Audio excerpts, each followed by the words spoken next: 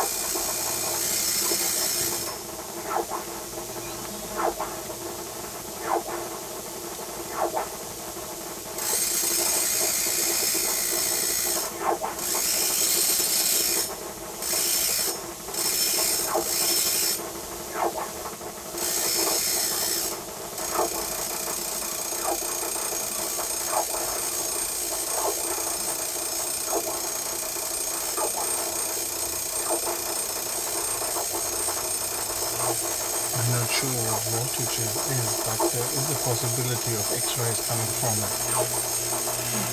Just From that right with the tube? yeah. It would affect the camera if Hmm? would it affect the camera? No, us, you, me. I'm just saying it because I take a little cover behind this.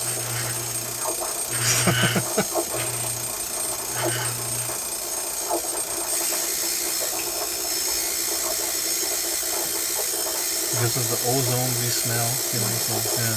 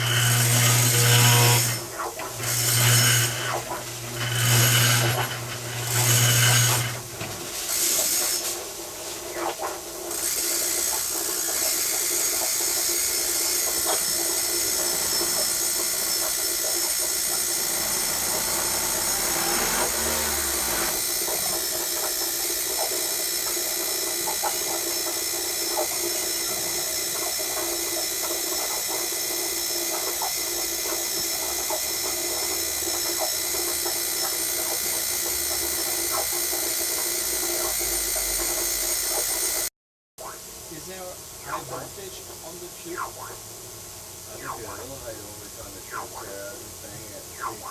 Okay. I could hear a bit of a strange noise and visual. I was just thinking, if I know how much voltage, then I can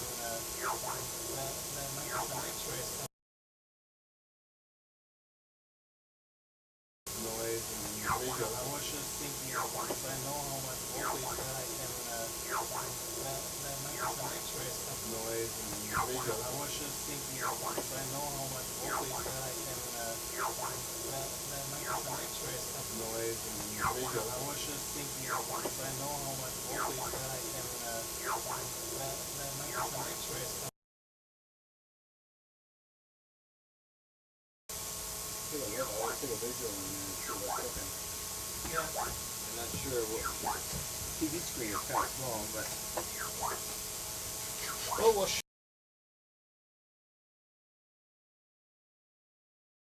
That the water was, waving. splashy even. It's waving. Ah.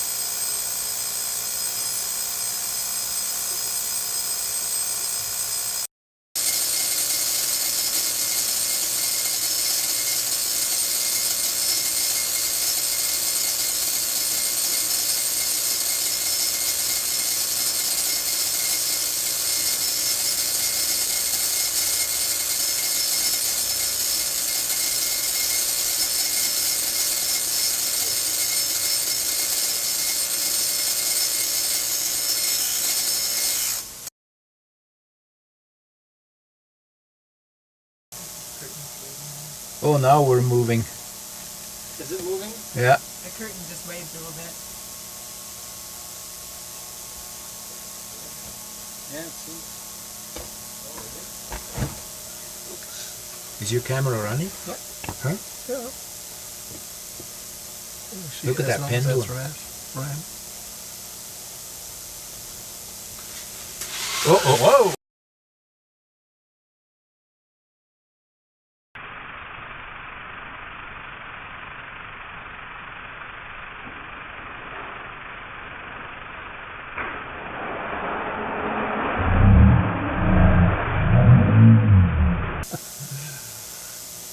Hang on to the chain. I don't want. And this time I got it on tape. Huh. Because last time I was focusing on oh, the real moon. oh, now it's. Oh, wow.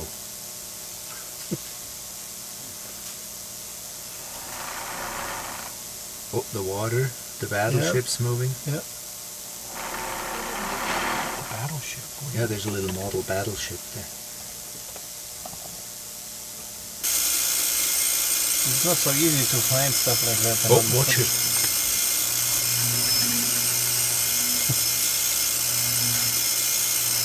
It's gonna knock. Whoa. It's got. Ooh. No, he moved it backwards. Yesterday it really knocked on it. What's in there? Is that a heavy weight or is it just a kettle? Oh. No, it's heavy.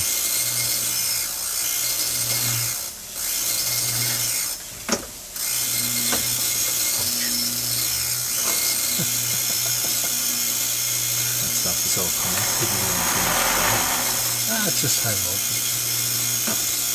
Oh yeah, but you're gonna bust the vacuum tube if Yep. Won't be too good for the tube to fall over. How they were made, how it was, then no, I don't know. This is them. And I hope you get some more information before they go.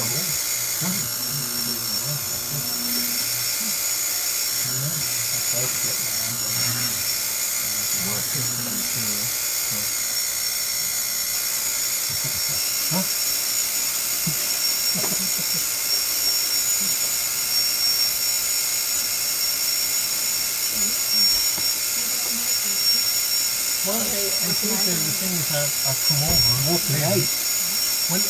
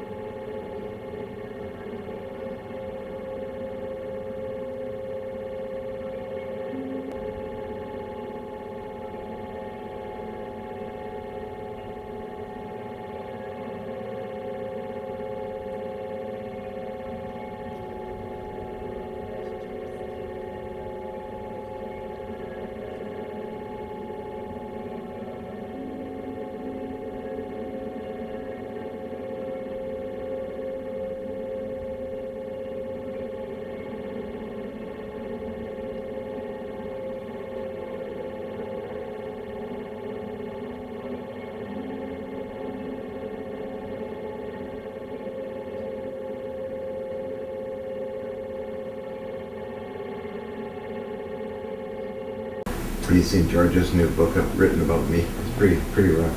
George? Hathaway? No, I didn't. Good heavens. And That's good. any roughness should be his own. Yeah. I never saw such a mishandled project in my whole life. And it starts with the Prince right on down. And I tried my best. Funny story. I think it's funny. I'll tell it right now, like it or not. You can cut it.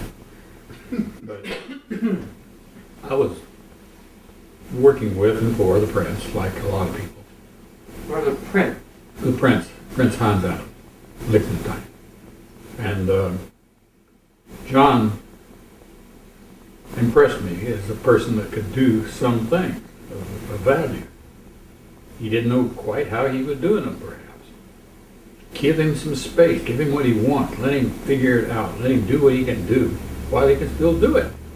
You know, this was at the time that the technical stuff was pretty heavy. Mm-hmm. And you weren't into the TV promotional side of this very much. Right. So I had a lot of faith in you being able to do it. And I remember one session that we had at your place. When was that? Don't know. 19... Yeah. 95, I think. 18 was definitely out. 20 hadn't come yet, but 19 something. And we were just musing over, you know, what do we need? What makes us move? And John, for the longest time, just sat almost in trance. And finally he said, sunshine. And then reduced it very clearly to California. And somewhere on the coast, you know. Those are pictures I understand very well. Didn't need more than those few words, you know, to say everything. But that set me off on a crusade, if you will, to get the Prince to support John, or whatever it took, and it wouldn't be that much, on the coast in California where the sun shines well, you know. And that's all the whole thing was. And I jumped on the Prince, and I was unprincely about it, to say the least. We've been together quite a bit and worked on some things with him jointly. I knew how he functioned pretty well. I knew in some areas that he was wavering on his belief. He would have to be nudged pretty hard, so I started nudging. And we communicated entirely by mail, only just U.S. fuel, you know, kind of thing. It would take about a 2-week turnaround time. And I noticed it started out with the usual signatures on the bottom of Hans. Everybody knows him, calls him Hans. He responds to Hans. And the more I drilled him, the tougher these signatures got. Hans Adam. Hans Adam Liechtenstein. Prince Hans Adam Liechtenstein. And finally I got the last one, I guess, is Prince Hans Adam Liechtenstein III. Okay, you're not going to go for John then. And so we didn't talk a lot about anything after that. So that was my shot at trying to get John what he needed, what I knew he needed. He knew what he needed enough to say the key words. Mm-hmm. All right, my job was to try to supply it. Easy to do, but couldn't pull the Prince over the hump. He was What was too much. Hathaway's? Was Hathaway in there? Hathaway Was was his kind agent, of a wasn't he? senior technical advisor to the Prince, is one Yeah. way to look at it. The technical meaning, not theoretical. That might have been put off. Gatekeeper. But Yeah. Hathaway had far too classic a background. He's far too classic in his approach to things. Every bit of the work that he's done has been what I call just dead classic. You know, go look it up. You know, that's all that you're doing is just piecing together things that you can look up.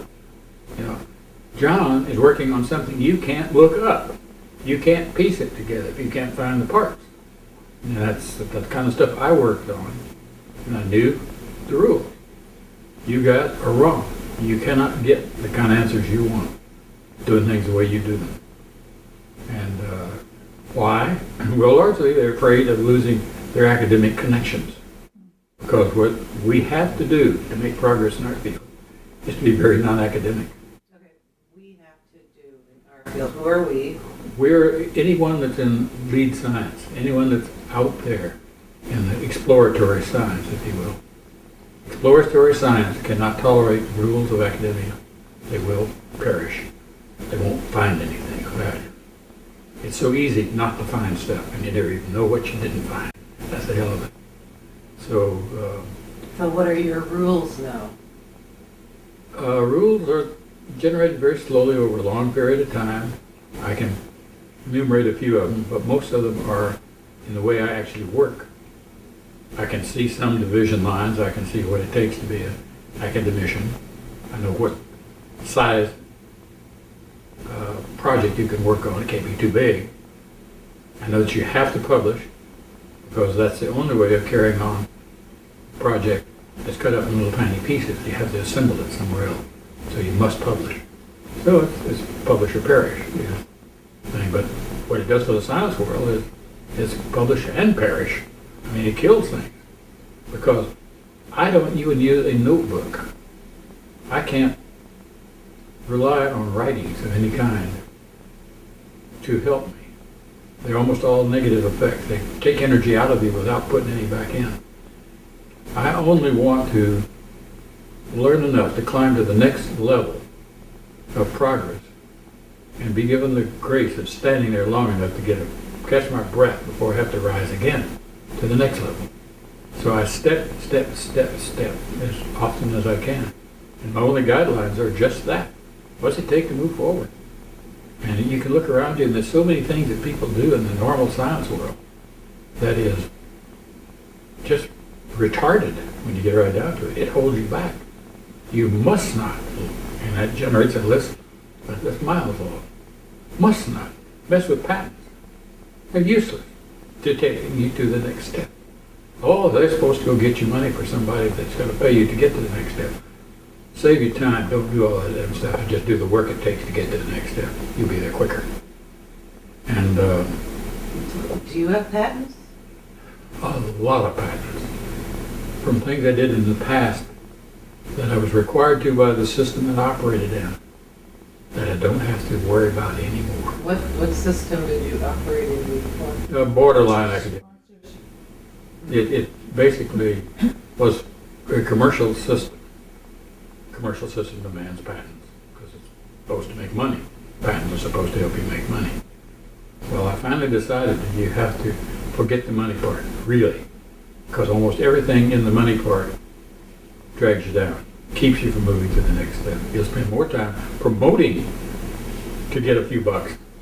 Well, it's interesting because this is what that's And I'm not been a John's mantra from the beginning is, I don't care about the money, I don't care about the money. No, I'm not even a scientist. He has to not care at least as much as he can afford. Yep. Now, I can support myself in science endeavors if two things. If I don't do it the usual way, like I have to build everything that I use in the way of an instrument. Academia says you have to have a instrument that's qualified, that produces results that somebody else understands. Well, sure, that's nice. If you want to give your competitor a jump on you, because that's what it amounts to in some ways of looking at it. But I have to build all my instruments partly because that's what a frontier bit of science demands. Frontier instruments for frontier science. You can't buy anything of value. You can buy something that's way off in left field and try to adapt it to your frontier needs. But you're going to spend more time doing that than you would have if you'd just taken the next dang step and moved on. What are you building now? Look it up on the web. Oh, should I look up Ken Childers? What are you building now?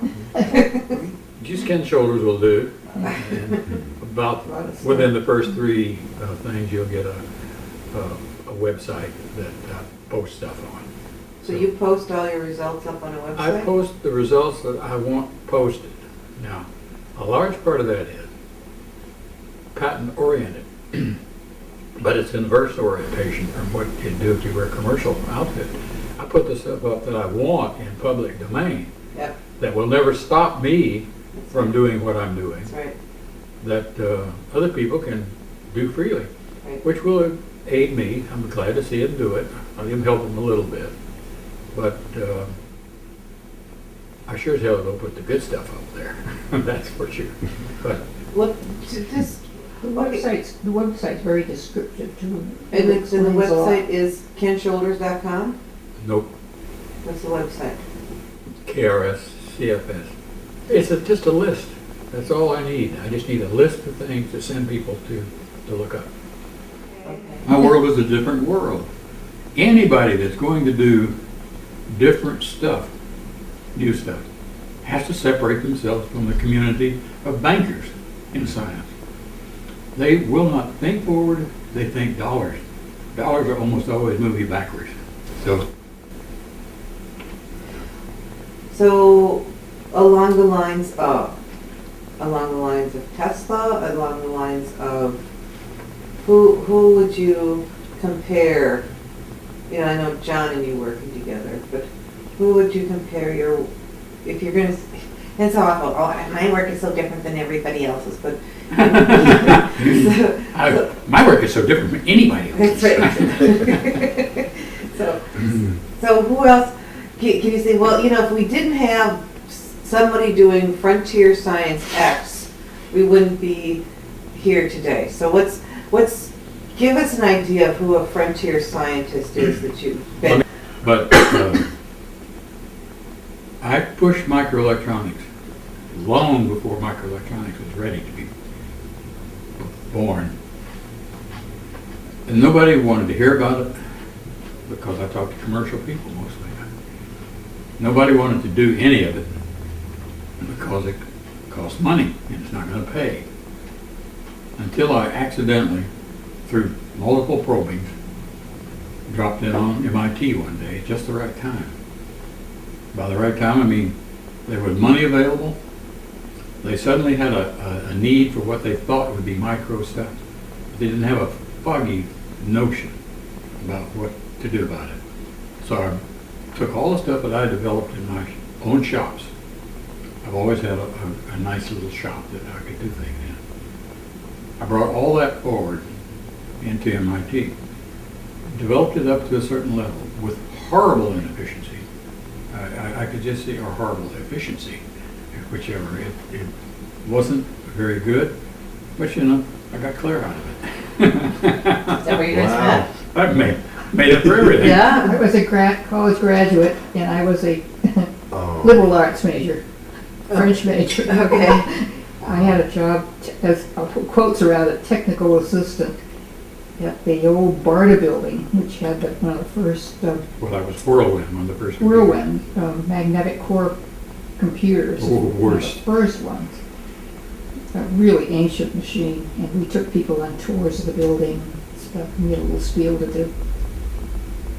But she made the mistake of showing up over in John Linville's laboratory, and John Linville had become the administrative director of this project. Bill Linville, not John. Yeah, sorry, John was the guy on the West Coast. But basically she Engineering. appeared He was in one the day engineering.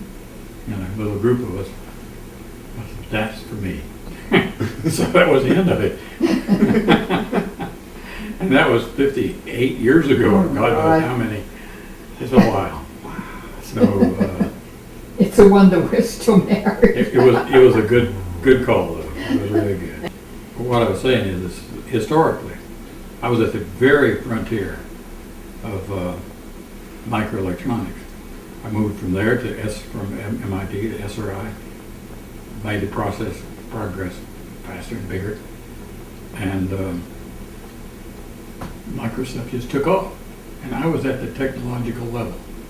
I made the instruments, the machine, process it, everything that goes. We changed a lot of machines too, quadruple mass spectrometer. Yeah, well, that's the thing that was a commercial sideline. I needed a spectrometer, so I made one of the right kind. Nobody else had them. And couple of guys that were in next door decided they'd put in a business on the basis of what they saw. And they did. The business eventually grew into Finnegan Matt, which was a German company. Matt had bought Finnegan Instruments out. They're the world's largest supplier of mass spectrometers now, and have been for a few years. It was my little gizmo. For 20 years, it didn't change a bit hardly. They just made it easier to use. But anyhow, I saw that field grow. I know what caused a lot of the death and what made the good stuff go, and what wrong turns were taken and all that. So I've had a chance to watch our field grow several different times, and I am trying to take all the steps I can, make sure that this field, this EVO business, doesn't grow the wrong way. And it's darn hard to steer it there. Okay. That is the game. What is the game is to have the EVO knowledge be used for positive things instead of Yes. weapons of I mass think- destruction? As far as I'm concerned, there's got to be a universal law that says whatever you do good, it's got equal bad side. So sure, there'll be a lot of positive things, and there are some just plain dark, black things that are going to happen too. That's because people let it happen or cause it, so you count on it. If it's very hard to do some of the evil things, then they'll apply more energy to it, and finally they'll balance out. But whatever it is, there are plenty of bad things to be had. What Why? what Because things would happen with EVO? it has the ability to penetrate stuff and then explode within inside something, and it's incredibly energetic, just unimaginably powerful. It's so that you shoot through stuff if you want to get something on the other side. It doesn't hurt anything on the way through, but boy, it sure creates a commotion on the other side. It's a kind of a gun, but it's a gun you don't have to reload. It just shoots, and an incredible amount of total energy can be poured out. So its destructive power is almost planetary in extent. It's big stuff. What's the positive things that can be used for? You name something you want that's good, and it'd probably be the thing that does it for you.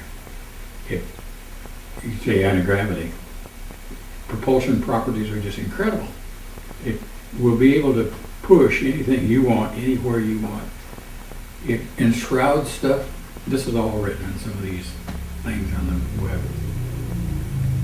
And when it enshrouds things, it can allow them to disappear. It does make atoms disappear in laboratory work. Well, that's interesting, because when they disappear, I can transport all this stuff through somewhere else, and it reappears. That's teleportation. So it does that very nicely. It's an energy source, just incredible. We can forget all of our energy problems. We can forget all our propulsion problems. The good side of some of that is that it will allow interaction with humanoids, interaction with biological species, oids in general. So this interaction, I don't know how far it goes, but I believe you'll be able to enter a body with these things in their dark state, adapt to what that body is, and extract it to become another one of those things externally. That's not got a good name in this spirit world where most of these stories originate. But it's a form of transmutation, if you want to look at it that way. It's a form of teleportation of sorts, because it can take an entity and put the entity over there by copy and techniques, or it could be move techniques, as related to computer language. The copy and paste one gets you there in a hurry. It's superluminal, it looks like. Things go faster than light. We're not bound by that rule anymore. And how much of these theories have you documented actually happening? I don't document anything as a theory. I make a measurement and put a name on the measurement. Now, I might have to make a false name up to keep it from interfering with the existing name. Nomenclature in science is a bad, long story. Bad nomenclature. So I try not to make any new names if I can avoid it, but I'm often forced to. Like this effect of teleportation. We'll start back simpler. I don't have to change any names on transmutation. It is just flat out transmutation. With a funny exception, there are never any hot species. Hot species. I never create any radioactive species. Okay. Whereas transmutation is normally thought of as a hot species. As you will tend to make hot ones more often than you would neutral species. Not hot. But isotopically is the only way we can speak when we talk transmutation. And we use an instrument called a mass spectrometer. I do those well. Mine, anybody else's, any work you want to go to in the literature that other people have said, we have a funny thing going on here, fellas, we got transmutation. Well, you're not supposed to get that. That takes a lot of energy. And we're not putting a lot of energy in. But you're transmuting, therefore, you're putting the energy in somehow. That's a whole separate question, is what is this class of writings you do? I don't write for memory purposes. That is, I rarely ever go back and read anything. I write for projective purposes. I have a partial idea, and I can develop that idea out into a more complete form that maybe others that follow would want to read about and look at. But so I do write to expand a notion.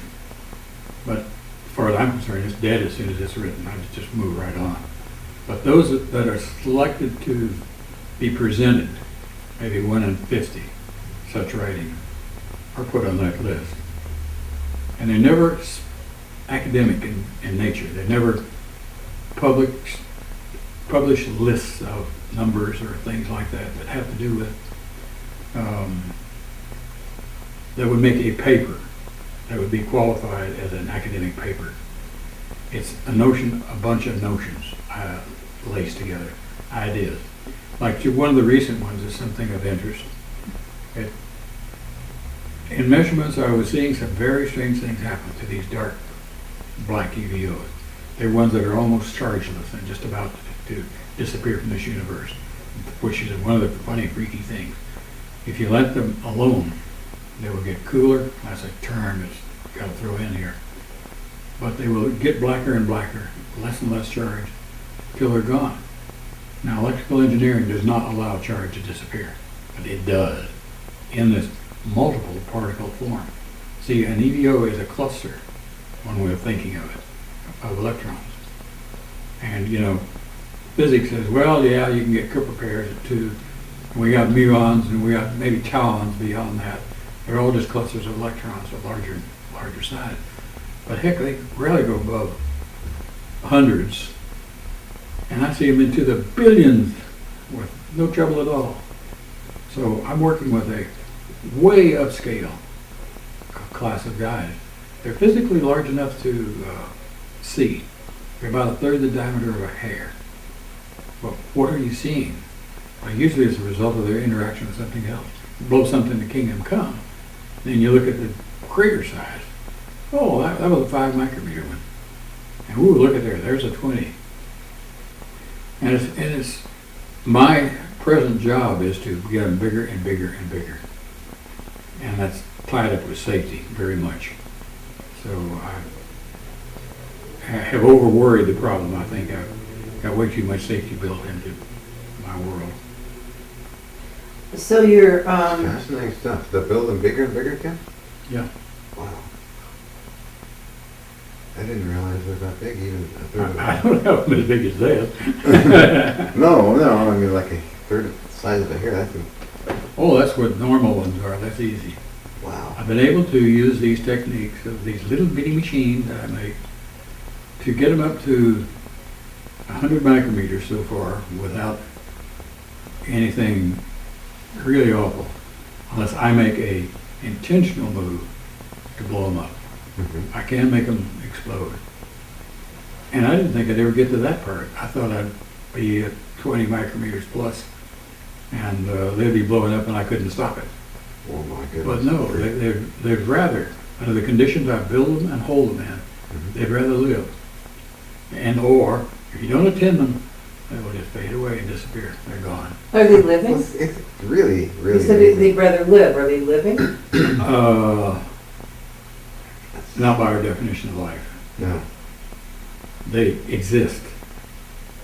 You know, I think, therefore I am. I haven't seen any looking back at me winking or anything like that. So they aren't that kind of alive. But boy, they have law, they have association, they have every kind of law that I necessarily have to obey to exist. They have the same kind of existence. They have their boundaries. I have my boundaries. As long as I maintain the cradle, I call this thing, I work with them in, and certain parameters exist on the cradle. They live. They exist at least. Did you create them? Oh yeah, absolutely. I started out with baby ones. That's just a technique I happen to have. That's all. I start with tiny, tiny ones and watch them grow. And I can grow them, grow them. How And do they feed? What do you feed them? more electrons. They eat electrons. They become electrons. The latest paper will... Are they and they're in a vacuum? They can be just about anywhere, but the vacuum is handy for me because I can analyze them in a vacuum. They can exist in a solid. They lived, I think, in some of John's earlier work in the middle of a metal, and I've seen other papers that show things like that, and many of the cold fusion guys have probably created them, kept them overnight. When they come in the next morning, they blow to smithereens. But I think they did some wrong things. They didn't have to do those things. Do they exist anywhere and everywhere? Very ubiquitous things, extremely so. You can shuffle across this rug, touch the doorknob, get a little spark, and you will have created them. They will be little marks on that doorknob that are the witness marks that I talk about. They are just everywhere. You get out of your car, rub across the seat, snap. You just made one. You thought you were just an electric spark. Oh yeah? Go look carefully at where it struck. Carry off that piece of stuff. Analyze it in an electron microscope. You'll find all kinds of witness marks that look just exactly alike. Witness marks. Tracks. Tracks. Well, they're not a track per se. They are a mark. They have tracked up to that point and exploded. So And they explode and they're gone. in that case, they're real. They explode. They break down into lots of little electrons and lots of ions. That's what the flash of light is. It's the ionic spectrum of that explosion. And no more. So John, what do you think about this whole thing and how it relates to the Hutchinson effect? I kind of, Ken is a scientist, I'm not a scientist, and I see that he studied some of the earlier work, and I've seen in some microphotographs some similar kinds of unique... So you think that from your analysis of John's metal samples that he had these exotic EVOs operating inside of those transmutated metals? I will back up a little further. Yes, I do think they're the major cause of everything he's done with propulsion, transmutation, you name it. They stem from this effect. Now, I strictly shied away from using large machines as John makes and uses, Tesla coil-like things, because I couldn't figure out what was going on with the base process. There's a big gap in my ability to go from where John's machine is to the base knowledge that I have now. So I had to use different techniques, and that made us draw apart. If I had the guts enough, I might have jumped on a John-like machine, homemade or otherwise, kept modifying it and kept modifying it until I got a better understanding of what was going on. But instead of doing that, I just skipped right on into the basic stuff from where I discovered it, and started building up. So I was using what you might call the bottom-up technique, and he was working with the top-down method. And I had, just due to my background, I had no ability to do that. I didn't feel like I had. So I built up from the bottom. It puts me in a class of screwball scientists. If I had done it from the top down, I'd be called a garage crank or something like that, you know. Now you're just a screwball. I'm just a screwball now. So you're going to be a crank or screwball. I don't know if they call me, but I'd still be a crank coordinator.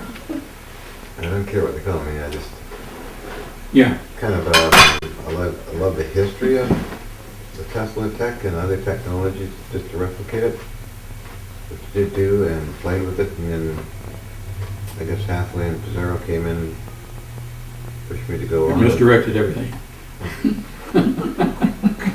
All right, so now They really wanted you to- gave an opinion, misdirected. Now tell me why you think it was misdirected. It was not malicious.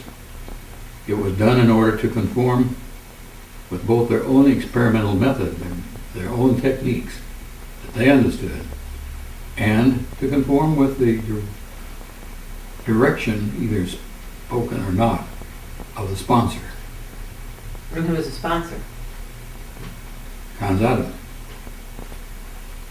So Hans Adams wanted something out of the John Hutchinson experience. Well, he wanted to fertilize and feed several things that would become the defining devices or engines for the UFOs.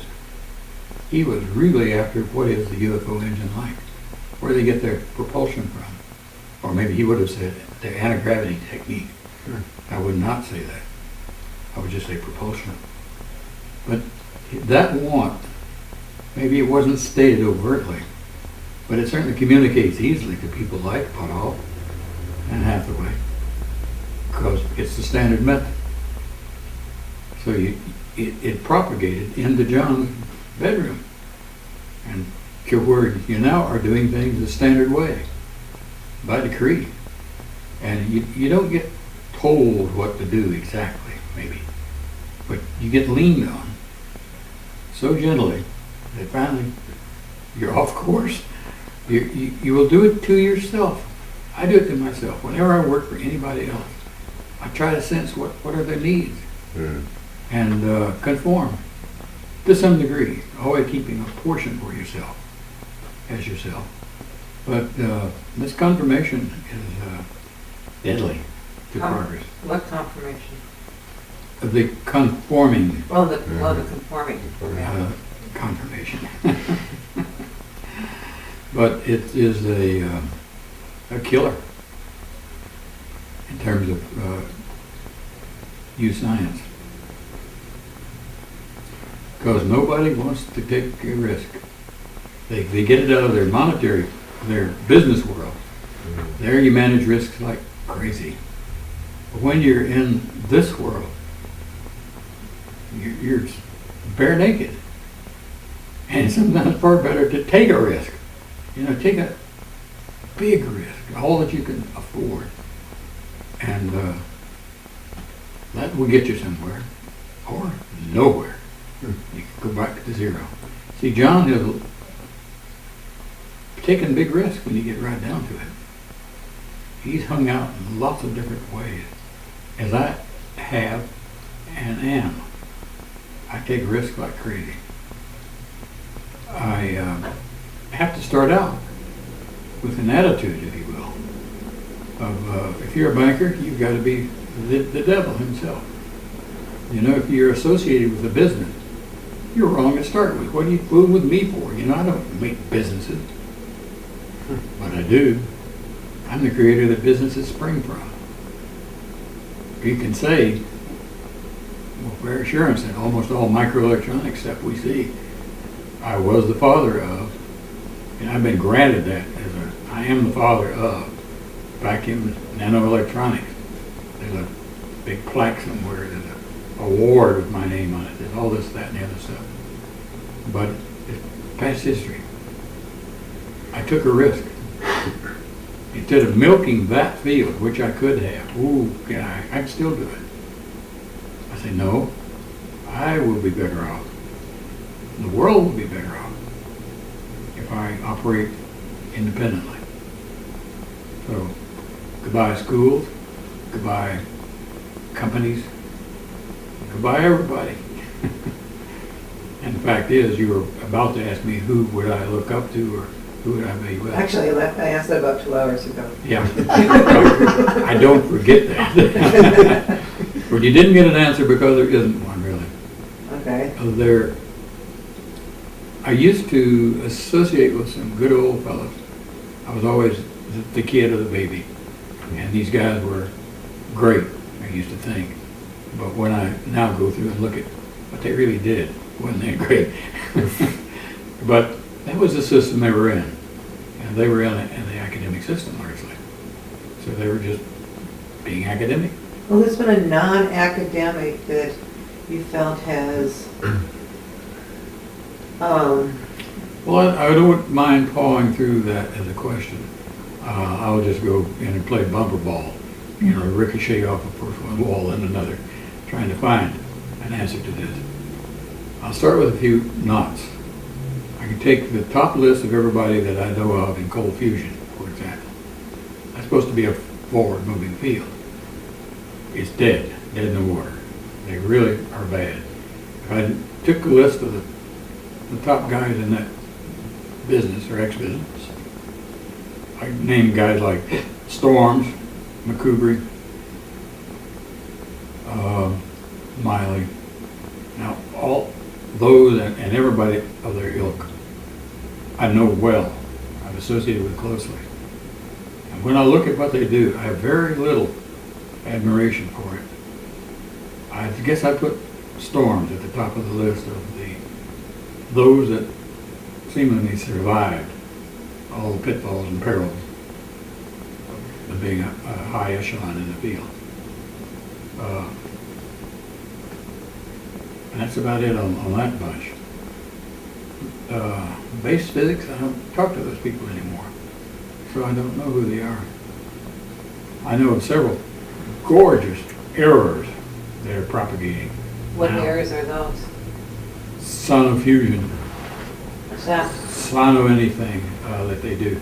Their belief in the fact that ultrasonics can make these little bubbles that when they break, they emit light and they do all these wonderful little things. It's nothing but an EVO generator. That's all they got. They have had a charge separation process to form the bubble. It would bang. When it would bang, of course, it raised all the hell that these little things raised. That's nothing new, nothing novel. But they couched all the results in such a way that they fit the academic world. And they publish this, and they publish that, and they publish the other thing. All wrong. The same kind of thing happened down at the very respectable, they're called, well, they're in San Diego, they're the Star Wars or Spar Wars group. Very scientific bunch doing cold fusion-like work, attributing almost everything to neutron emission, and they don't know how in the heck to measure neutrons. They have EVOs, is what they've got. Okay, so they have EVOs and they don't know they have EVOs? They won't admit they've got it. Now, guys like McCoubrey stand on the side of the stick poking them up. Hey, you guys, those that are really probably not neutrons, you ought to quit publishing that they are. You're killing your reputation. Think about this. Well, they don't. They can't. They're involved in the system. The system says, you said this is what it was. That's a vector that points in that direction, and you don't dare change the direction, or you're dead. And that's true. They can't unpublish the results they've published already in any reasonable way. But you talk about publishing, so that now that you're on this frontier, Those people are in cold fusion, which demands, it corresponds to academic method, which requires it be published. but you're publishing, right? No, I don't No. consider that publishing. It won't get published in the standard journals, in the so-called peer-reviewed journals. Or You posting. You tell me, it's a posting, it's a listing, but you tell me where I can find a peer. That's what you're asking for. Who is my peer? What do I consider to be peers? Who could critique what I'm doing? Well, I know some people that can, but they maybe even shouldn't, because it's bad for your reputation, and it's not rewarding. You can't get a job in the field because there's no field. You know, there's nothing good about it. I wasn't asking who your peers were as much as if you were to parallel another person in history to your work as far as your thought processes, who would you I parallel? was trying to dig Someone into who that. thinks I was like having that. such a poor time of it. I'll have to quote somebody else. Rutherford, a scientist type, English scientist. So these EVOs are circulating torids? He says no. Something you have to get used to. People misquoting you by miles. Oh, I know that. Yeah. Let's see it. Do you think they're quantum mechanical black holes, white holes? Quantum mechanical is a buzzword. If you're going to write something, you got to put a buzzword in it. So that was his. Well, people have to Do understand it. you think they are black holes, white holes? They're black holes, in one of my notes, in that they contain all the characteristics a black hole does. They swallow material, make it go away. That's what they do. Astrophysics talks about black holes, Big black holes usually, big but black holes. they don't disallow little ones. And I say Yeah. same thing all the way down. It goes in, and where does it go out? The gazelle hole and the gazelle hole. Where does it go out? It goes into another universe. There's another writing on that subject. Now that's where you get spooky. I don't believe in other universes. I don't but either. damned if I don't believe I see them go away. So they left where I am. If they went somewhere else, I got to assign that a place. You just don't have the vision I to can bring them back see it. as long as they don't go too far. Wow. Why If would I a take human them down being be too able far, to? they're gone. I think that we just were not perceiving. I think that, like John and I Right. talk about this a lot, is that there's one universe, we're just seeing just a sliver of it. That's the only thing. Oh, okay with that. That I can believe We are very much. able to move these things in and out of our sliver. Right on. It's called the multi-universe theorem. So, okay.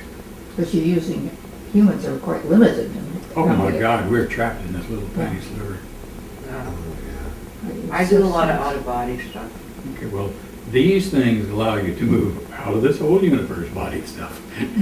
So they're manipulatable on an atomic scale at this point. No gross stuff. No mice have disappeared. But that guy said shoulders is like Rutherford. So okay. Well, no, that's someone else. I didn't ask for somebody else's opinion in theory. I asked for your opinion in theory. We're gonna have to dig some more than Deary. Damn it. What, I don't know any, or I would have said it, and I'm not holding anything back. Now, I can say a few things I think are not true, maybe you can make them true. I don't see a comparison to Tesla. Why did I say that? Because I don't know anything factual about Tesla.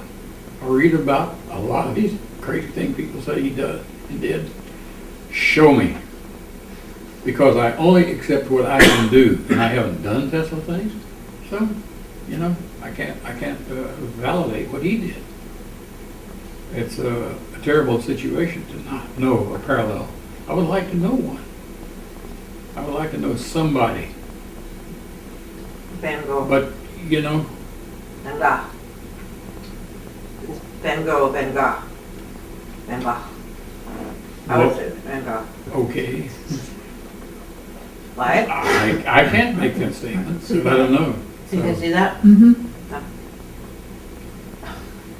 There are He many was similar. crazy. There are No, many- it wasn't. He crazy. wasn't, he was touched on different, Well, they they say he was schizophrenic, and that's why he was able to see the different colors. I'm just saying that Ken sees the different colors. Oh, I see entirely different ways than other people. Mm-hmm. I have to. I keep it as a job to do. I have things I must not do. Why? It will wreck the technique that I use. Yeah, well, Boy, do I adhere to a methodology, you betcha. Am I afraid of certain things? Paralyzed. Paralyzed. Yeah. Why? It will wreck my technique. Now he's got a box. No, both- these are guidelines. They're Yeah. well open. They're rails I can hold on to when I'm out in the all Jungle, definitions. awful place to be if you're not protected or given a guideline. What if your guidelines are wrong, Ken? Then I take another guideline, for God's sake, you dummy. You think I'm gonna ride this one into the rails?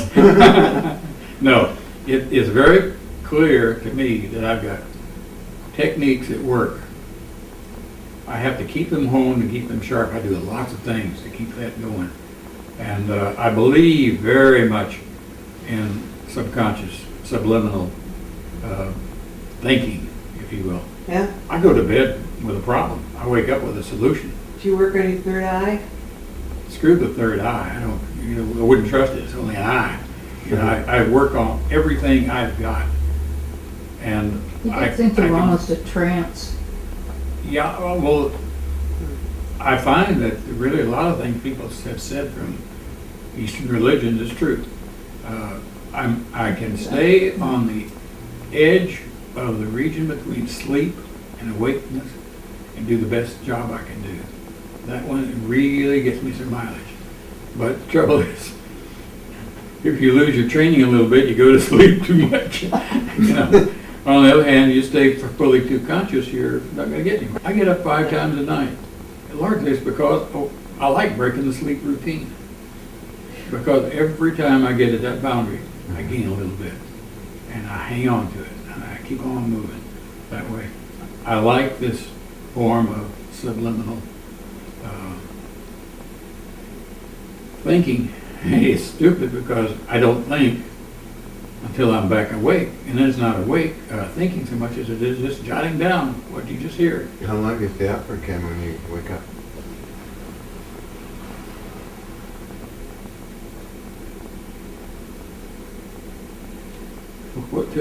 Till I cool down. I can measure it as a temperature. I go back to bed, Yeah, I feel a little bit hot. okay. And after a little bit, I get cool and sleep right after that, or back into that thing. But I've got to work quick in that narrow zone. And this chair gives me more time than a bed does. Okay. It's less comfortable, I think, or something like that. But I can keep a certain position in the chair, think about a particular problem, and for a moment, I can do some good with it. And then it's either back up, away. And I remember when Ken came back and with one of your samples, and he was really, It didn't work that way, Claire. Puzzled. Claire, generously. I remember. The sample was mailed. well, whatever. Mailing it, I think. It was a piece of metal, Yeah. and And that's all stuff on it. Yeah. Yeah, I had to didn't know discharge how it all had that, happened. that work because I didn't do it. I keep my eye on these But things. it really They're funny. puzzled you as to how it, you couldn't But figure it I out. couldn't explain the key part. Right, I could explain the marks on the outside, but I couldn't explain stuff that I found myself inside. now you think, Right. now you think you can. Sure, yeah, easy. These things penetrate metal like crazy. Another paper on the list. It's a big, It's penetrating metal and mutating it? It penetrates metal, yeah. it gets nasty mad at some point maybe, at which point it explodes. It dishevels, I should say. It may also create a really high pressure, but it certainly dishevels. And the parts come out in various ways. Some are highly altered, and transmutation. And some you can say, well, this one wasn't altered at all. But you don't know whether it was altered into something else and then retransmutated back. It's real hard to tell. Because the efficiency of the transmutation is very high. And so when you start running some experiments, which are on the list and on the net, of these things in a little transmutation vial that I purposely don't let any new material in.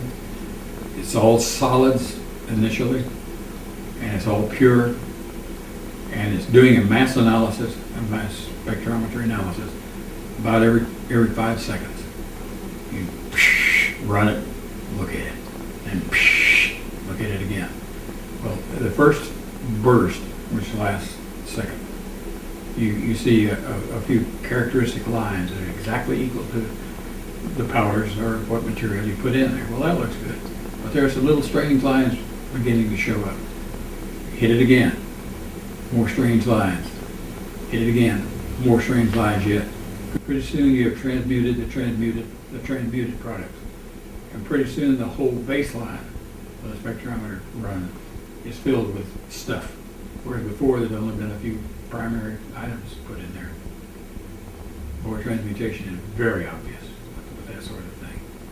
Because you can't blame it on external contamination. There's no way. You can't blame it on so many things they usually do say is the cause. But just transmutation.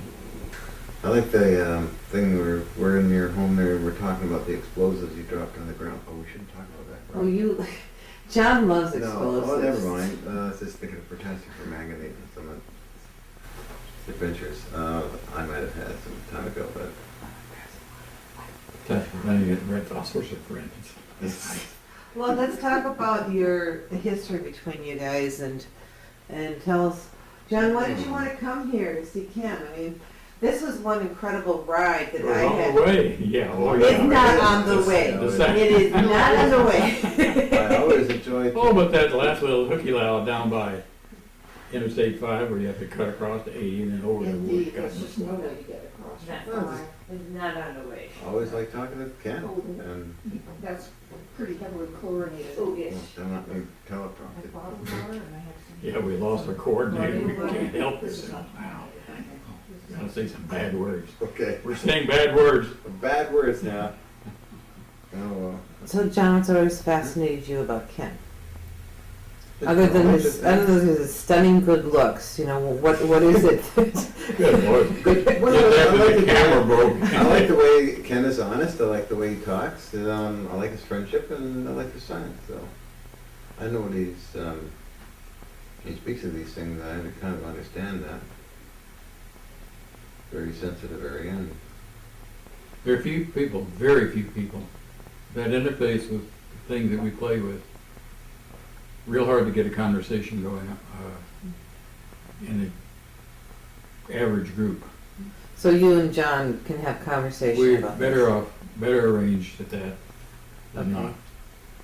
So, you know, you go into a bar, don't expect to get an audience. That's the case for both of us, I'm pretty sure. Oh, he can get an audience out of his stage life, but I got no stage life. that's the stage life stuff. My stage stuff, I guess I probably could get an audience, but I just kind of feel like what Ken is saying and that, and I can tune into it, and I respect it, you know. In this business of who to talk to, you have to ask very selfishly, what am I going to get out of it? You know, and there's not much you can expect. What do you want to get out of it? Help, For what? move the field, my next step. I need a bite. Give me a boost. What do you need for a boost? You don't need corporate America. The bankers are Can't grubbies. afford it. Can't afford it. So what do you need what do you need to get to the next step? Well, actual physical motion and experimentation, but the question is really posed around what person can do what to help you get there. And I guess I'm finding more and more there aren't any. You get there by yourself or you don't get there. Yeah, I agree with that too. I hate that in some ways because it's so counter-social. It is absolutely criminal talk almost. What about, I mean, it goes against so much of synergism of bringing two energies of people together to create a third energy, a third force. So if you're all by yourself, all you have is yourself. Well, that's not a singularity necessarily. Yourself. As long as you've in a got complex structure. multiple personalities, you're fine. Oh, there are plenty of personalities to deal with. If not personalities, effects. Things definitely can be used. But what good is it? If it's only something that you've worked on and you want to advance this, for what reason do you want to advance it? Well, that's a question, that I've many, many years on the wrong side of. Now try, for your purposes only, to straighten it out. I used to hate to say, I'm for advancing for social benefit, for the good of mankind. Who you can't talk to about this. I can't talk to you, but I have to advance them, or I don't have any goal to reach. I have to include mankind as my beneficiary. That's all there is. I can impart a certain amount, a small amount, to my family, but it is very small. This is basically alone in all this stuff, and I found it fun to play with it. Not really, just general major interest. Then these scientists came along and wanted to promote it to. Well, it's another stage, as I look at it, of awareness. Like in the very first stage, it is just fun for yourself. But after a while, you begin to look around and say, well, there must be more to it than that. What if that's all it is? What if it is just fun for Ken? I have a certain economic necessity, let's call it. It's not to make money. It's economics of life, distribution of energies and things. And I don't allow play, I say. Of course I do, but I don't want to admit it. We don't play. We're working. So it has to be cemented in that way, or otherwise you're just liable to stop and play. And how can you measure that? I'm not getting anywhere in the main thing I was trying to do. Well, you sound like you're stuck in a box, Ken, if you can't play. Hell, we are in a box. We're in a box biologically. We can only take certain temperature extremes. Yeah. We can only take so many G's or less. We are in a box. It's just a question of shape. Now, I like my box to have some tendrils that reach way out into time. Right. Somewhere else. I like to pull back great mysteries, look at them over, solve them, put them God knows where, because sometimes... Sounds like great play. Well, I do real good at that. Let's play. I'm one hell of a frontiersman playboy. There you go. It's definitely frontier. But I don't admit the play part. It's the wrong word, and maybe something else has to be in there. There has to be a reward somehow wrapped up with play. Why? Well, you wouldn't play if there wasn't some reward in it, It's Why? Got to work that way. Which is why stuff. You'd say why. You know.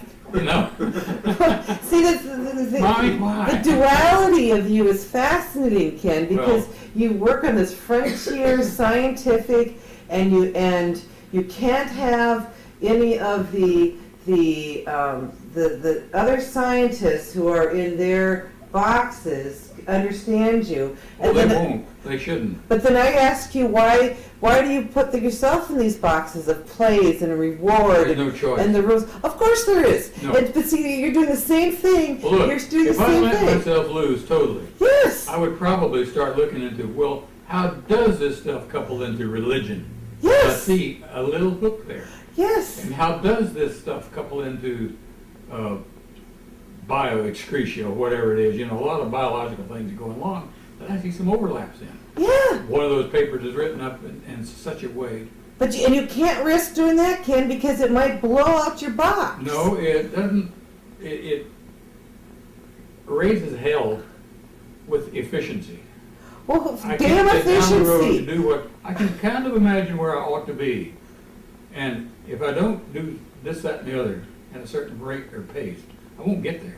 Why not? Oh, no, there's another restriction you put on yourself. If you play I'm not with, for taking all restrictions off. I've got to restrict the hell out of myself, or I scatter. I know what diffusion looks like. I hate it. Instead of going in all directions, when you could have kind of refocused it a little bit better and got some more leverage out of it. or if you diffused, you might have gone around the other side and saw the back I side. of it. remember diffusion kind of wanders around in strange ways. Yeah, You get to the back side by diffusing. sure you You can. do, well, there are too few things over there to work with when you are diffused. I'd rather marshal all these little things and aim them strike home.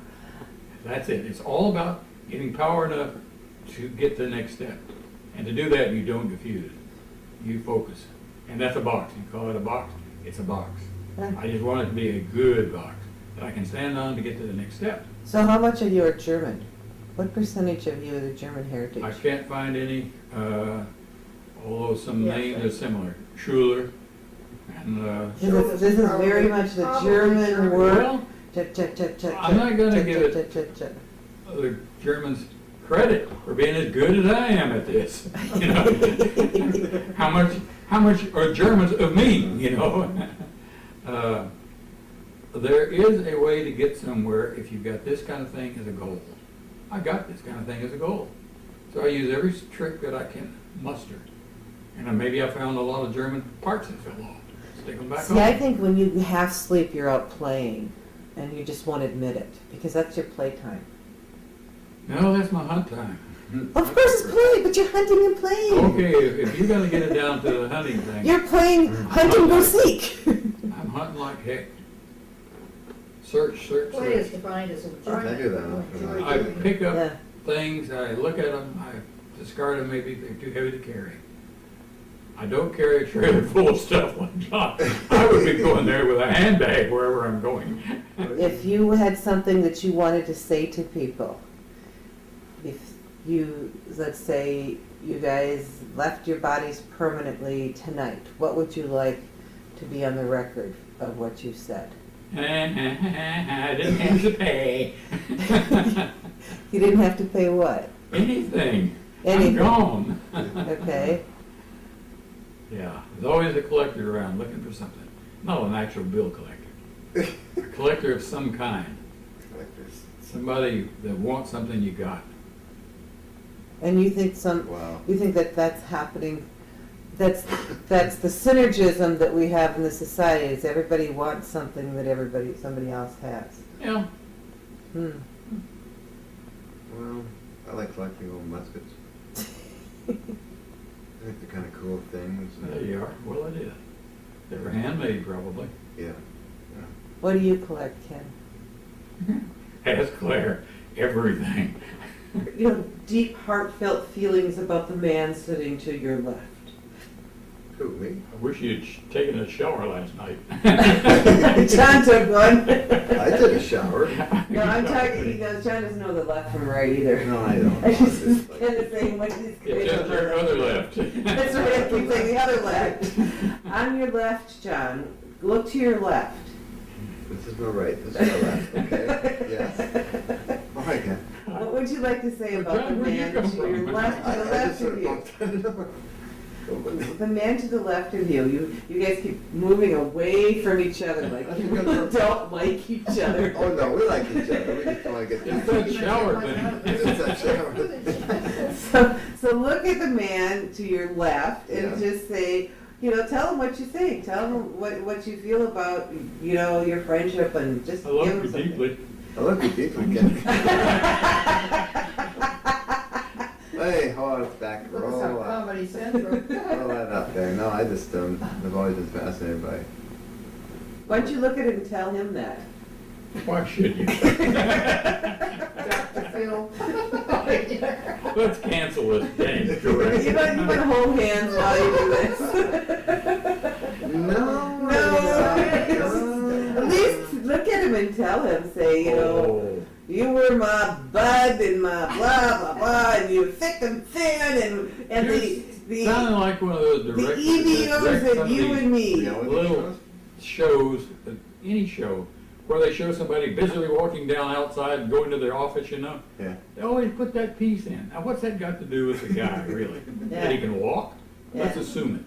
You know, and cut some of this tape down. So, you got your thing you want to throw in here, I can just tell. You want us to get out and walk? Show us motion? Doing something? I don't think so. Let's cut this dang thing. We've embraced enough.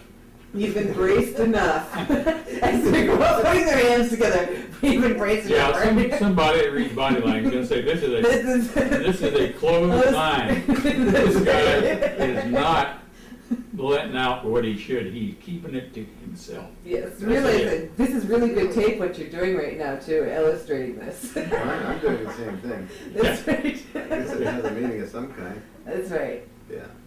All right, well, I'll cut it, and it's been fun. We got some good stuff, I think. I think we got at least 5 minutes in there. We can We get a few minutes out of it somewhere. You know how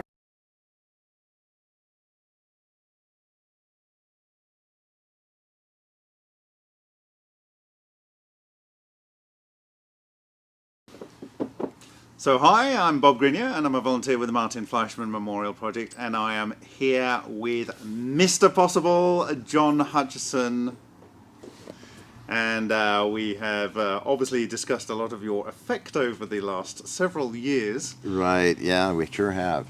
And it's been interesting because it hasn't really ever been replicated before. We do know that one, Stoyan Sargachev, inadvertently replicated the effect by he had a solenoid.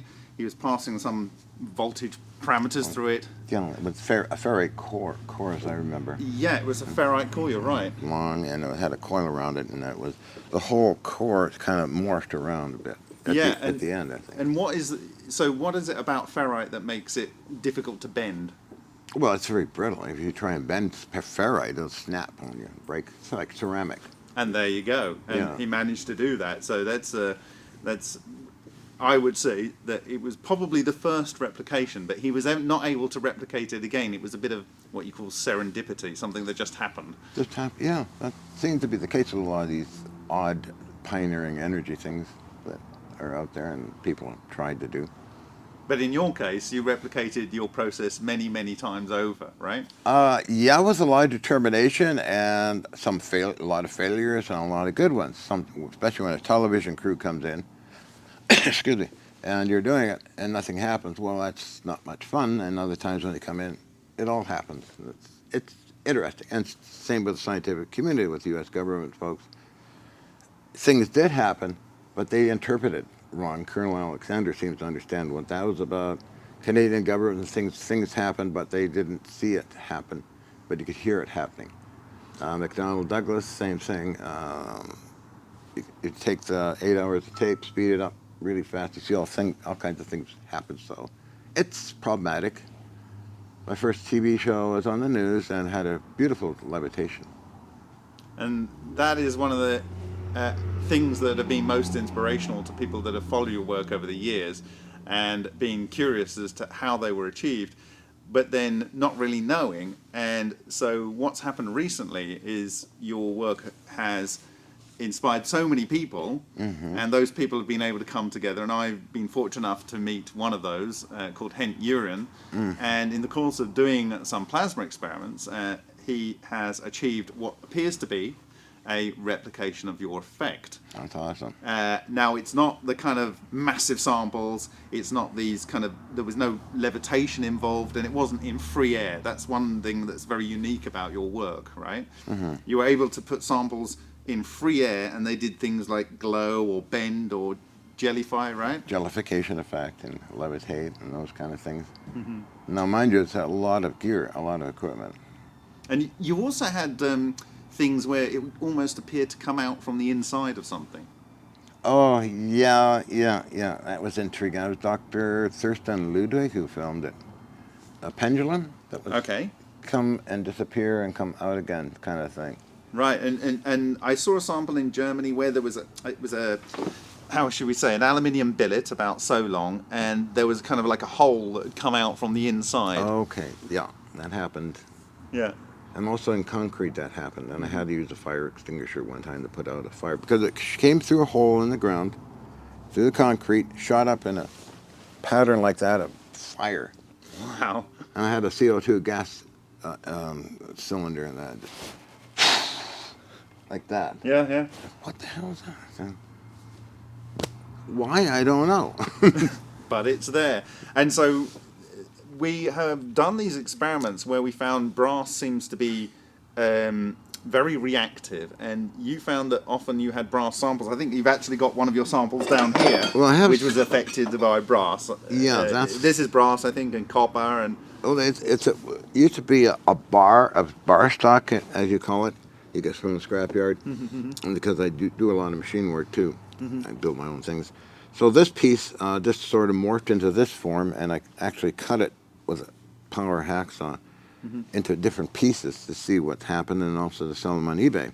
And this thing here appears to be iron or steel, and this, for some unknown reason, is brassy here and reddish up here. Now, the original piece was solid brass. So it was almost like the copper is separated from something, and maybe got a higher concentration of zinc from the brass down here. But anyway, brass seems to be highly affected by this, and we have these samples here, which are kind of like, in historical terms, the first sample probably is this one, or no, this one maybe. Okay. And the interesting thing about this, John, is it has, when you see the video, Right. you see these balls. So what was happening? This is a standard piece of copper plumbing, and so you also did some things with copper as well, and it was on 2 iron plates, very similar to this iron plate over here, mild steel. So this is heavy and it's magnetic. So the magnetic structures seem to be able to capture these exotic vacuum objects, and what you see on here is these balls, these hemispherical balls, and there is actually a spherical section or circular section cut out of this where this was lying on that iron plate. Oh, wow. And you can actually see these in the video with the ball forming, and it's cut it out, and it's 100% affected within the hemisphere and not affected almost at all within microns outside of the hemisphere. It's not melting, and like, copper is very conductive thermally. Oh, yeah, very hot. I mean, I worked with it, and it's very dangerous and hot if you don't know, if you're... So the idea that something would be completely disappearing here and not affected at all a few millimeters away or microns away means that potentially this isn't hot. And you often found that when you were working with your effect, that samples looked like they were very hot, but they weren't, were they? No, they weren't hot. They were actually cold. Which is weird. I mean, you'd expect anything that emits light would be very active, you'd think. Yeah. And hot. Yeah.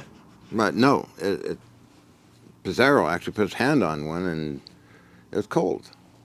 And was that a long time or a short time after the effect? Well, we were doing a pre-demonstration for somebody that was coming, I forget who, but his wife made us dinner, and we put it inside the lab. We're having dinner, and we're looking at these weird little entities that Pizarro called them, appearing and disappearing in the back of the area. And then he noticed something with one of the bars, and he went over to touch it. He's got a British accent, South African. Right. Oh, something like that. And John, I don't know. I should tell George. He's always telling George. I don't know if he told George. But anyway, it was a bar about inch and a half, maybe about that long. And had his thumbprint and other fingerprints on it. Wow.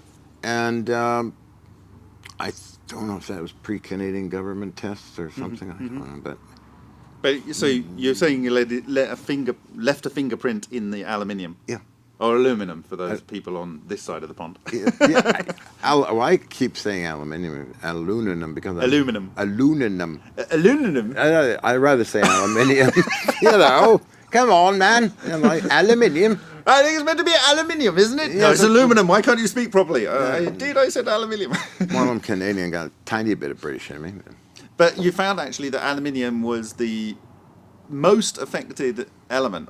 It appeared so. Iron pieces, steel pieces, yes, they'd crumble or break or turn into something else. Had a lot of aluminium. Oh boy, we're going there, aren't we? Aluminium. Samples that I got from Capital Salvage in Vancouver, 1919 Triumph Street, Vancouver, British Columbia, North Star stuff. Anyway, these things I'd use for building like high voltage terminals and that kind of thing. So I just put them on the milk crates. I had everything mostly on milk crates. Right. Handy to move, handy to carry. Yeah. And they would start to move around, or just simply go like flower out like that and fall on the floor, or move other things around. And so all this stuff accumulated over time. I had left. Speaking of brass like that, I gave Prince Hans Adam, if it's okay to say his name. Oh, go on. A great gift. It was a bar that was 2 inch by 2 inch, so about that long, and it split like that. Oh, is this the one that's like it's like a 2 inch long bar, and it's kind of like split into 4 pieces? Well, it's spread out. Like, yeah. So Hans Adam, like you've got a piece of bamboo and you put an explosive in the middle, and it's just gone like that. Yeah. Right. Yeah. So I thought I'd give it to Hans Adam because they'll always send me mail and stuff. So I'll add it to your private art collection, which you did do. The other sample I had of brass was the same size, but it was all like squished up. Right. And Michael McCardle at CTV News has that one. He lost it, unfortunately, in the apartment when we were leaving. Right. He did a story on us leaving, Nancy and I. So he did a story for CTV News. We gave him that gift, and he, for some reason, lost it. Well, here's the thing. Your work has enabled me to see that, like Ken Shoulders was able to see things in your work, and he published those things, thankfully. Oh, God, yeah. That those very key structures of what he called exotic vacuum objects, and they are in these samples, the very exact same structures. And we have a couple of samples here, in addition to this one, which we've talked about with the macro ball lightning structure eating the copper pipe. In this case, we've discussed this before, but it was a brass sheet. This is about 3 mil on this fairly thick, almost a centimetre thick, and it was on there at an angle, and it produces this yin-yang type structure here. Wow. And it is able, it would appear, to clean material off one side, which I call the breaker, and it forces it through, and there's a dimple on this side, which has not got a penetrated hole, and it's got a hole on that side, and then spray it down on the surface. Yet the edge is not melted. So again, you have an effect where you have total control of this spin nuclei, this copper 35, copper 63, copper 65, and the bit of zinc in there. I think it's a spin nuclei. It seems to be able to move, and it comes through and round, but the material very close and adjacent to it is not melted at all. And so we have a similar kind of highly localized disruption effect going on. So there's that. But what came after that is what we call the pillow. Yeah, I'm impressed with that. And this these two pieces were pieces of brass, just 0.75 of a millimeter thick. Yeah, and they were laid 2 on top of each other in a Vega reactor, a few 100 volts, around about 700, and a few amps, 1.5 or whatever. Field effect, field emission, produces this glow around it, and the piece of metal on top, which was actually directly on top, at some point in the experiment moved over to one side, so it was like this, at an angle. Cool. But the top 0.75 mil sample actually inflated, and it looks just like a very comfy cushion, doesn't it? It does, yeah, exactly. I mean, that's impressive. I am impressed to see it in real life. is very impressive. And That is so weird. what Ken Shoulders said Wow. in the interview that your wife Nancy Lazarian recorded with you both, he said that exotic vacuum objects can enshroud stuff. They can encapsulate it. Yep. And I've seen that on one of your 2007 samples we call Fracture. And what it's got is it's got these mesh-like of yin-yang all the way over the surface. And we've seen the same thing on a deuterium, nickel, and carbon experiment done by a UK researcher called Lion, where it covered a piece of dielectric, a piece of fused quartz, and again protected that material by enshrouding it. So it's Ken trying to do with elimination of nuclear waste. Yeah, well, As wasn't when he was visiting politicians, and they were write things down, but Ken never heard back from these characters. and that's a great shame. Yeah, However, it's one of the most important things. I know it's dear to your heart, it's dear to mine, to deal with nuclear waste. And the thing is, what this process is showing, that it can seem to consume matter, and it can shift matter, and from other experiments we see that it can apparently transmute matter, and it seems to transmute matter to stable elements, and that's what you want to do if you're getting rid of nuclear waste. But you need to have a process that is repeatable. Now, as we said at the beginning, you were able to replicate your work, so we already knew, you showed Mr. Possible that it was possible to replicate this process one after the other. Right? Yeah. Even though it was difficult. Yeah, well, it was. Great determination and 4 warships. I'm wearing one of the shirts here. There we go. Which helped a lot in getting equipment. Yeah, and so you showed that it was possible, and that is the major hurdle that you have to overcome in developing any technology. You have to know that it's possible.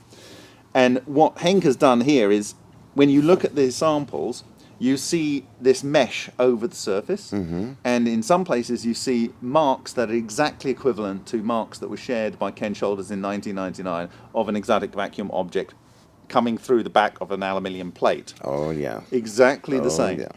And inside you see similar things. So we're going to do further analysis on this. But the interesting thing was, I said to Henk, we can't really go public with this until you replicate it. So the next experiment, he made another pillow. It's not quite as impressive as the first. Oh, wow. But it's got this inflated section here and a little bit of a blowout here. So take a look at that, John. Okay.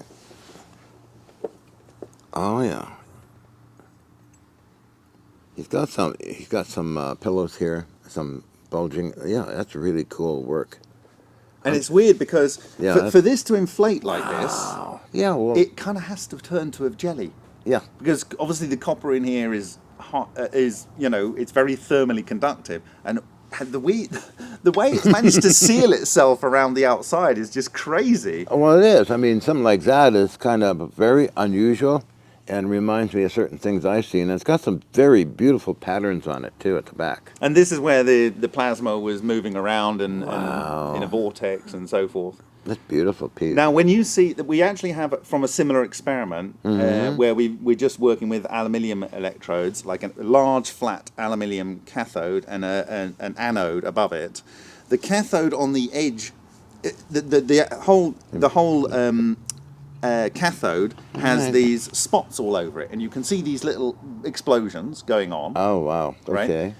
But if under the microscope and under high macro photography, as you get closer to the edge, the spots get a little bit more sparse, and just near the edge there isn't enough. And so what I think it is, you need to have this kind of like, it's almost like a water catchment area. You have a flood of these electrons coming to an EVO launching point, as Ken Shoulders described in some of his work. Oh, yeah. But when you are at the edge of a sample like this, there is an insufficient area around it to build up this density of the fluidized electrons, and so the edge doesn't get affected in the same way as the major surface. And I think something like that is going on that's allowing the edge to keep sealed, and then the main bulk surface to become jellified and move. And what you actually saw pieces of material really moving quite a lot when they became jellified, right? Oh, of course, yeah, I filmed it, as well as others filmed it. It was a large pieces, small pieces of stainless steel. I'm trying to remember. Stainless steel and aluminum. Copper, steel, stainless steel. and these things would just move around like jelly, actually, or they would just bend around and freeze. Wow. So when you say freeze, is that like when you Well, turn the energy off, or the frequencies, or? Well, I'd have the frequency still running, but the pieces would sometimes just move like that, bend around, and stop. Like, oh, okay. So is that what's kind of happening when you've got like samples like this? They're kind of like bending around, and then suddenly they come to a stop. Yeah, this was on a milk crate, and it curled up like this. And, well, it was a pair of, I think it's, oh, yeah, okay. It's I can't move it. Shears for cutting steel plate, or tin shears. That happened a long time ago. And Wow. we have some samples from you, like made of aluminium, and they've like twisted and gone round in. Oh yeah, a lot of those, and I'm out of stock on those. Those Yeah, all went yeah. to eBay buyers. Because I was just selling it on. I didn't know what to do with it. But the fact that those went out and Yeah. they seen a new audience in a new generation. Oh yeah. It's that kind of thing that inspired me and gave the data for being able to recognise potentially what might be going on in the process. But we're now in a state now with what Henk Uren has done in Holland. It would appear that he has replicated effects characterised Good by work, Hank. Appreciate it. by Ken Shoulders, And Ken. having determined what you had done, and not only done that, sequentially replicated the effect. So I think you showed what's possible, Mr. Possible. Okay. Yeah. Mr. Possible, yeah, that's just that, man. What do you require, Major? And the Hutchinson effect, it would appear, is a real effect. And I think we're coming into a point of new understanding. And I am very happy to announce that I will be working on a book with John called Mr. Possible and the Hutchinson Effect. And we have started gathering a voluminous Stuff. plethora Yeah. of documentation, which when we're looking through some of this documentation, there's personal Christmas cards from Tom Bearden, and there's notes from Uri Geller, and there's things like there was an envelope there that was from like NASA, and it was addressed to you, but did you open it? Because it looked like it was still sealed. Oh dear, it could have been. I got a lot. Okay, I don't sound like I'm bragging, but I'll sound like I'm bragging. I did get a lot of mail from NASA, Pentagon. Yeah. The Pentagon. I was on the Defense Department's SBIR program, Star Wars program. Right. And they kept sending me stuff. And then, Oh, not another one. actually, the squirrel that lived on my balcony got a good portion of that stuff. And then and I was going after the CIA for UFO reports for a certain person that wanted to do a film on UFOs. Right, yeah. They were very helpful, very open. I said, yeah, you could either come here, photocopy charges, all this. I said, oh, I don't know. But I had to go through a privacy coordinator, John M. Wright. We both decided, okay, we can buy the whole lot for $89.10. I had to get my passport notarized by and all that stuff that they like, that secret squirrel thing, you know. Yeah. And it all worked out fine. Yeah, and I see stuff from Los Alamos National Laboratory in there. Yeah. And they were came with John Alexander and yeah, friends. there's notes and letters from John Alexander in there. I mean, really, you've been about a bit, John, haven't you? Oh, I've been about, I guess, whatever. It's just part of life, I suppose. I mean. Yeah. But anyway, I met really a lot of interesting folks, really cool people. That is very, very clear. And there's this beautiful image of you with, I don't know whether you took it, but it's of Ken Shoulders himself. Oh, yeah. It was probably in Los Angeles. Yeah, really, around the swimming pool somewhere. Yeah, that was L.A. Yeah. Probably the 97 conference we attended to, and that kind of thing on nuclear problems in Soviet Russia. I think that Unattended your use. technology has the ability to release the potential from domestic nuclear in a way that removes the problems associated with the potential for an accident and the radioactive fallout from that, and radiation in general, but also remediation of waste. I think it's an important tool because it does consume matter and it does appear to produce matter that is stable generally. Now, there are other technologies out there, but I think they're all the same thing. I think that what you showed is the fundamental, coherent matter process that is underpinning all of these various technologies that give us the potential to remediate nuclear waste. And Well, okay. I myself am still learning. yeah, well, I mean, we're all learning, John. You're one of my teachers. I mean, I watch your. And you're one of mine. Oh, okay. Well, I guess we're supposed to. I watch your videos. I learn a lot from them. Yeah. And I watch other folks' videos as well. And I learn a lot from different people. So. Well, I'm learning what nature Oh yeah. spoke through your work, through the samples that we've had an opportunity to look at. So, John, thank you very much, Mr. Possible. It's been a pleasure. A real pleasure, Bob. Really pleasure seeing you here in the great USA. Yes, we are actually on the ground stateside, and we've got a lot of work capturing all these documents, and we're going to put a timeline together of what happened when, with your help.